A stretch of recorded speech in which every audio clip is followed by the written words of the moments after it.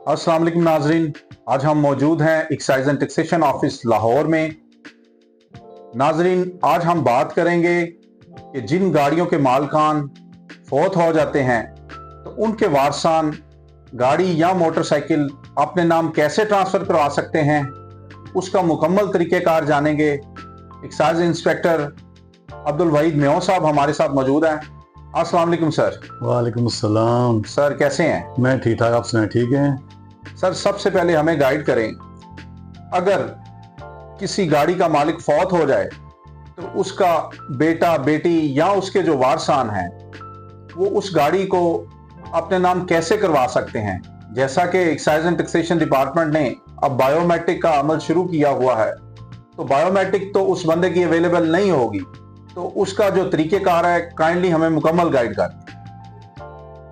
सबसे पहले तो मैं ये कहना चाहूँगा, पैगाम भी है कि जब आप कोई भी गाड़ी परचेज़ करते हैं तो कोशिश किया करें कि उसको उसी टाइम ट्रांसफ़र कराएं अपने नाम पे, क्योंकि कुछ भी हो सकता है। जैसे अभी आपने क्वेश्चन पूछा कि मालिक फौत हो गया, क्योंकि जिसका मालिक फौत हो जाए उसका प्रोसीजर थोड़ा सा लंबा हो जाता है। उसके लिए आपको कोर्ट या नादक दफ्तर जाना पड़ेगा। मिसाल तौर पे मैं बताता हूँ कि सबसे पहले करना क्या है आपने।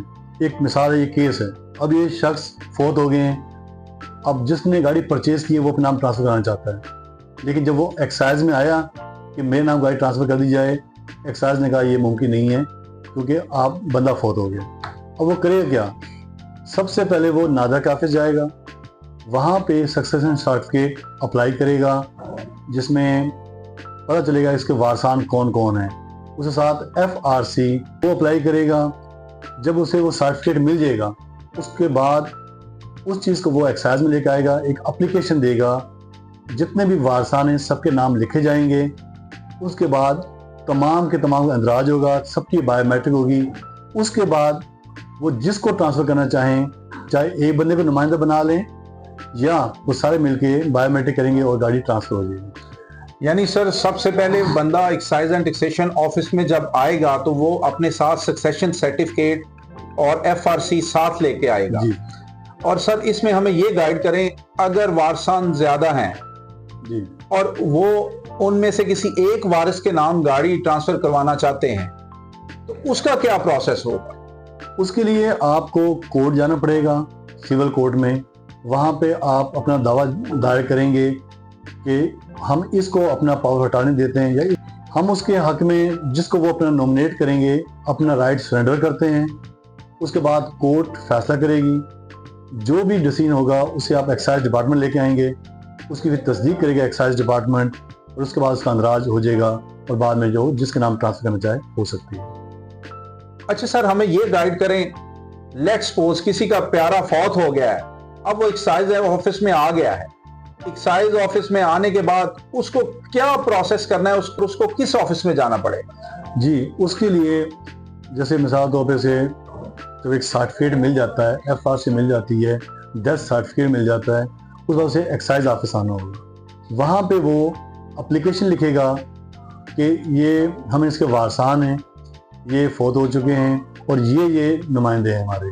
उस सबके जितने वारसान हैं, बेटी है, बेटा है, बीवी है, वो तमाम के नाम लिखे जाएंगे। एक एप्लीकेशन होगी, उसको वो मोटर रजिस्ट्रेशन अथॉरिटी जो है, MRC से कहते हैं, उसके पास एप्लीकेशन लेके जाएंगे। वो उसको मार्क करेगा, जो कंसर्न MTC होगा, मोटर टैक्सेशन क्लर्क होगा, उसके बाद उसने इनिशिएट करना है और फिर वो प्रोसेस आपका चल पड़ेगा। अच्छा सर, हमें ये गाइड करें कि जितने वारसान हैं उनका एक्साइज ऑफिस में आना जरूरी है या कि वो उनके बिहाफ पे कोई बंदा भी ये एप्लीकेशन एक्साइज ऑफिस आके दे सकता है? एप्लीकेशन तो कोई भी दे सकता है, लेकिन जब उसको एंटर करेंगे बायोमेट्रिक करने के लिए, कि अगर आपको ID मिल जाता है तो आप ऑफिस से बाहर भी जहाँ पे ई-सदत मरकज़ हैं या जहाँ पे भी बायोमेट्रिक हो सकती है, उस ID की बेस पे जो कि एक्साइज जनरेट करेगा, आप बायोमेट्रिक कर सकते हैं। मतलब उनका आना कंपल्सरी तो नहीं है, अगर वो बायोमेट्रिक किसी भी जगह से या किसी भी सिटी से दे देते हैं अपनी, जी, तो उनका काम हो जाएगा? बिल्कुल काम हो जाएगा, क्योंकि ये सेटिस्फेक्शन होती है उस कलर की कि जो सोचता है कि आना चाहिए नहीं, लेकिन मोस्टली ये होता है कि बायोमेट्रिक चाहिए होती है। जो एप्लीकेंट है, वारसा में कम से कम एक बंदा ऐसा हो जो वारसा में सब एप्लीकेशन दे, वो ID जो जनरेट होगी उसके बाद वो हो सकता है। अच्छा सर, ये बताएं, क्या एक्साइज एंड टैक्सेशन डिपार्टमेंट ने इस मद में कोई फीस भी रखी है? जी, उसमें ये होता है कि अगर आपने सिर्फ अंदराज करवाना है उसकी कोई फीस नहीं है, लेकिन उसके बाद ट्रांसफर करवानी है उसकी फीस है। यानी आप कह सकते हैं कि जब एप्लीकेशन आएगी जो कुछ भी आप वारसान बनेंगे उसे कोई फीस नहीं है एक्साइज में। अच्छा सर, आपने अभी हमें गाइड किया कि आप जो किसी भी कोर्ट में जाके किसी एक बंदे के नाम राइट सरेंडर करवा सकते हैं, यानी किसी एक वारिस के नाम भी गाड़ी करवा सकते हैं। तो काइंडली ये बताएं, अगर एक दफा सब वारसान के नाम गाड़ी आपके सिस्टम में अपडेट हो जाती है तो उसके बाद वो किसी उन्हीं में से किसी एक वारिस के नाम गाड़ी ट्रांसफर करवा सकते हैं? जी बिल्कुल, अगर जैसे तमाम वारसान है, 4 वारसान है, वो आगे तमाम के नाम गाड़ी होगी, वो किसी एक को अपना बना के उसे नाम ट्रांसफर करेंगे, उसकी फीस होगी। अच्छा सर, हमें एक कोई डेमो फाइल आपके पास रिकॉर्ड में सिर्फ नाजरीन की सहूलत के लिए कि उन्होंने किस तरह से अपना केस प्रेजेंट करना एक्साइज ऑफिस में, वो काइंडली अगर आप हमें दिखा सके हमारे नाजरीन को, जिसके बाद उनके लिए आसानी हो जाएगी कि वो आसानी से अपने कागजात मुकम्मल कर सकें। जी बिल्कुल। अब इसमें ये देखें, मोहसिन खालिद साहब हैं, इन्होंने एक एप्लीकेशन दी, उनका आई डी कार्ड साथ लग गया। ये एप्लीकेशन देते हैं कि हम वारसान हैं, वारसान के सबूत में उन्होंने ये सक्सेशन सर्टिफिकेट दे दिया।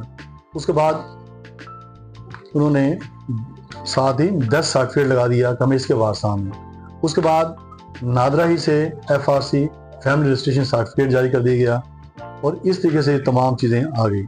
उसके बाद जो जो वारसान हैं वो चेक किया गया, यहाँ पे कौन कौन वारसान है, और ये फिर ये देखें, ये मार्किंग की कि यहाँ पे MTC शुक्रान है, उसने इसको डील करना है। इस तरीके से आपका प्रोसेस स्टार्ट हो गया।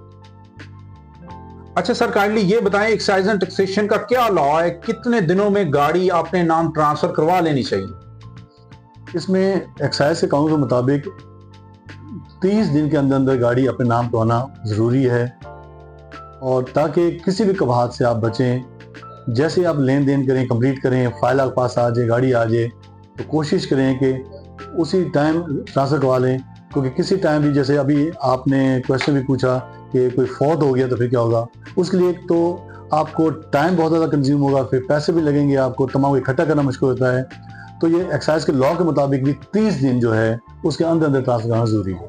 अच्छा सर, कुछ लोग गाड़ियां बेच चुके होते हैं और बेचने के बाद वो बंदा फौत हो जाता है, तो वो डायरेक्ट मालिक अपने नाम नहीं करवा सकता, उसका प्रोसेस भी ऐसे ही होगा? सेम प्रोसेस होता है। जब आपने गाड़ी बेच दी है और उसके बाद जिसने परचेज की है, अब बाज़ का तो होता है कि दूसरे, तीसरे, चौथे हाथ गाड़ी बिक जाती है, लेकिन असल वारिस जो सिस्टम में है वो फौत हो गया है, उसके लिए भी सेम प्रोसीजर है। बहुत शुक्रिया सर। जज़ाकल्लाह।